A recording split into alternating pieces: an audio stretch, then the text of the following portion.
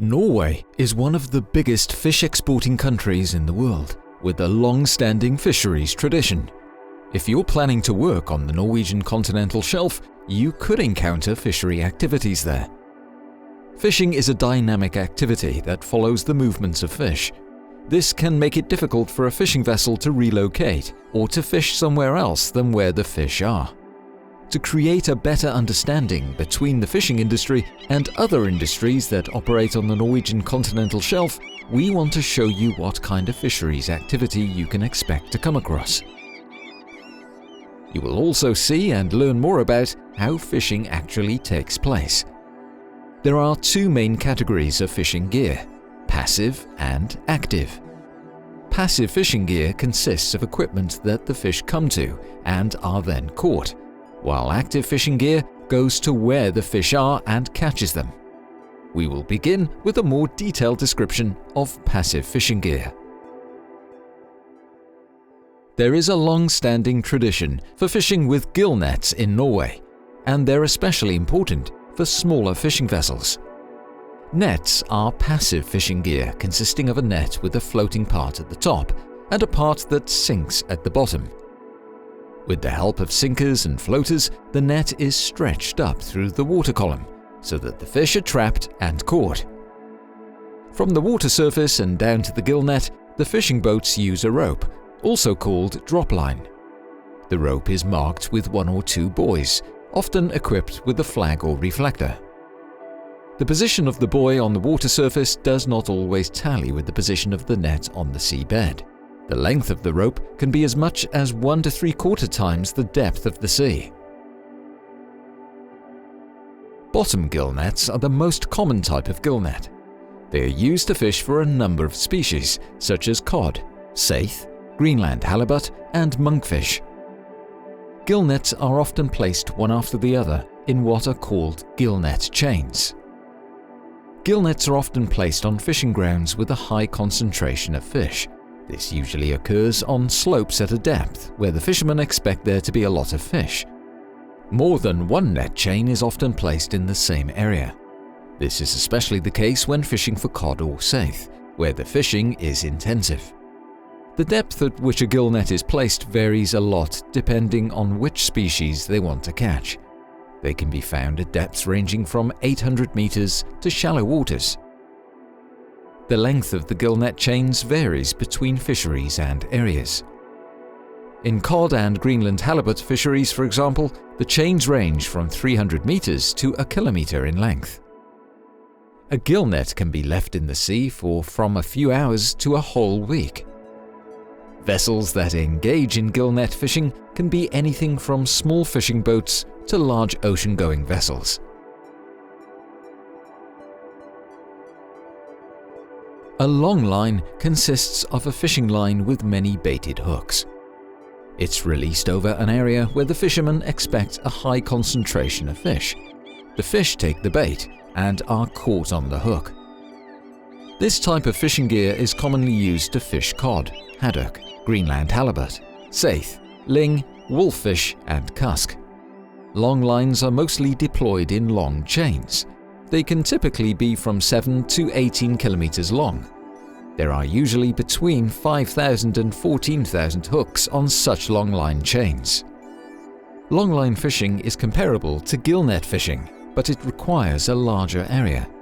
Because the activity takes place over a bigger area, it's possible to fish for lower concentrations of fish. This means that long line fishing is not as dependent on fishing along slopes as gill net fishing. There are different kinds of long line settings. Auto-lining and hand-baited long lines are the most common.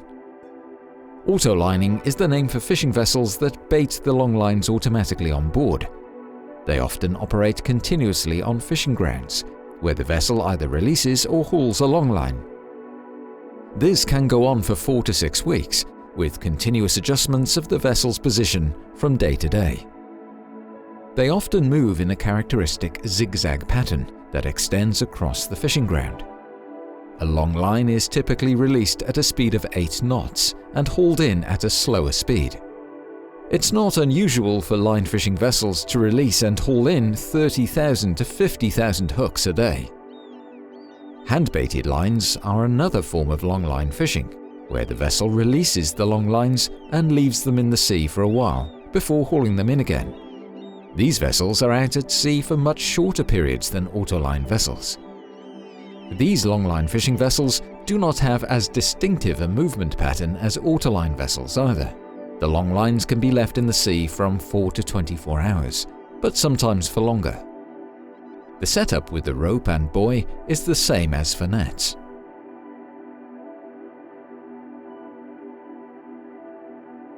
Trawling vessels are mostly small vessels that tow one or more lines with hooks behind them at speed.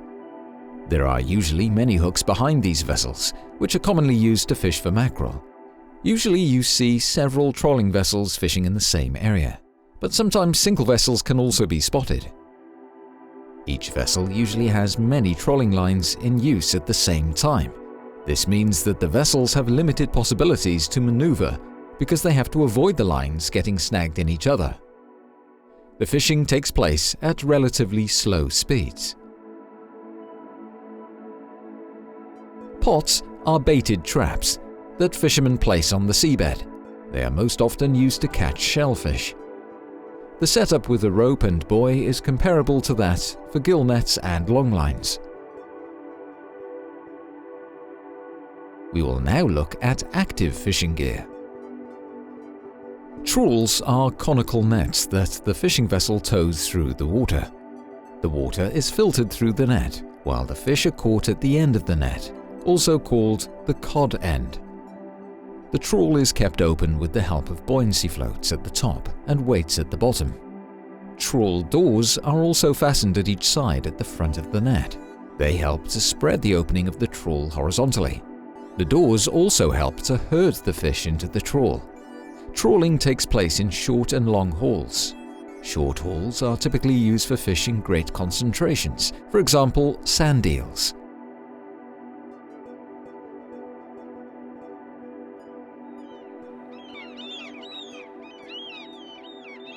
Long hauls are usually used when fishing on less dense concentrations, such as Norway pout, where the trawling takes place on slopes in the North Sea. In that case, the trawl can be towed for many hours.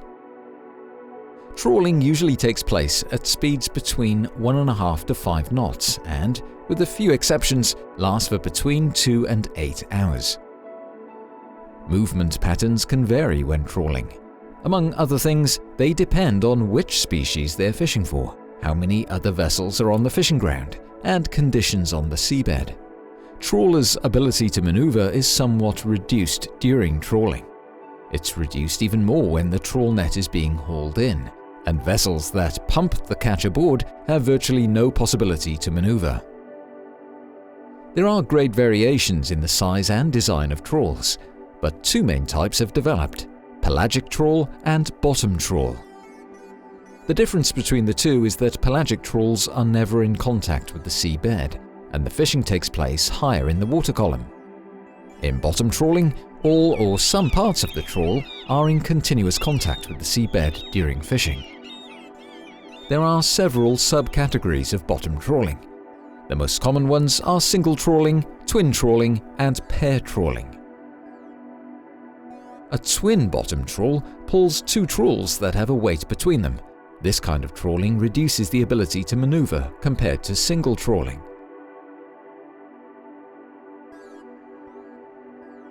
It's called pair trawling when two vessels tow one trawl between them. In this kind of trawling, it's not the trawl doors, but weights and the distance between the vessels that regulate the horizontal opening. This kind of trawling is carried out on both the pelagic zone and along the seabed.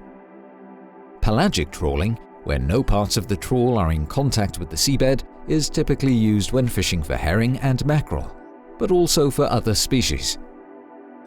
The trawl net differs from a bottom trawl net in that it usually has 4 panels in its opening, while a bottom trawl net has 2. The trawl is usually very large. It can have a 150-meter vertical opening and a 250-meter horizontal opening.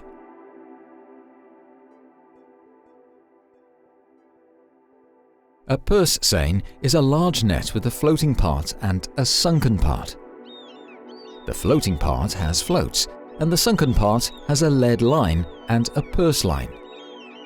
The fishing operation can be divided into 5 stages: the search phase, the casting, pursing, hauling, and pumping. It's important to know about these stages and to distinguish between them. This is because they affect the vessel's ability to maneuver. In the search phase, the vessel covers a large area when searching for suitable shoals of fish to surround with the net. When the fishermen have found a suitable shoal, the catch operation starts. A drift anchor and the seine net are released at the same time as the purse line is kept slack. From this point until all the fish are on board, the vessel has a very limited ability to maneuver. The net is released in a full circle around the fish. After that, the bottom is drawn or pursed together until the purse line hangs on the vessel's side. The catch is then trapped within the net. The net is drawn in until the catch is pressed together. Then the catch is pumped aboard the vessel.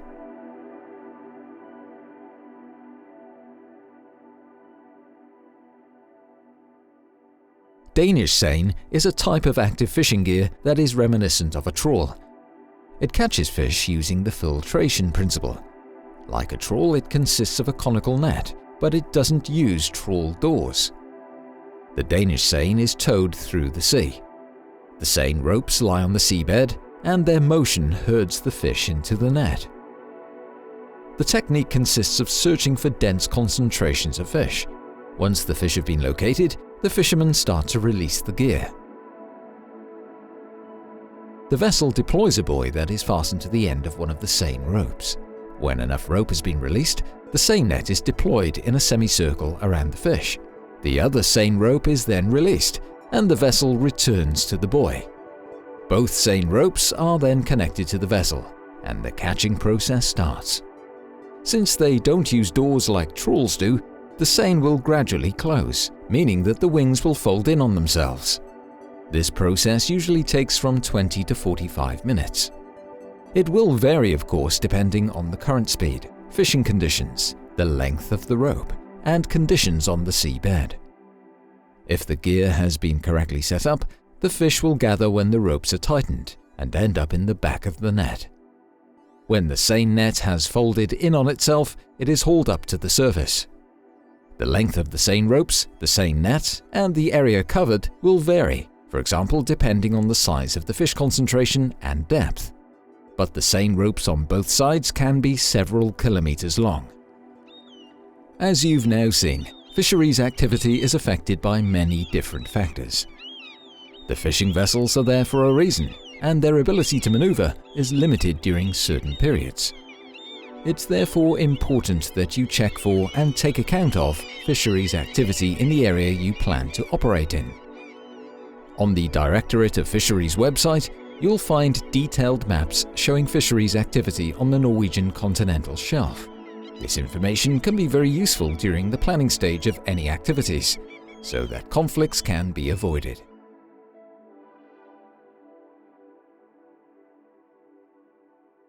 More information is available at fiskeride.no.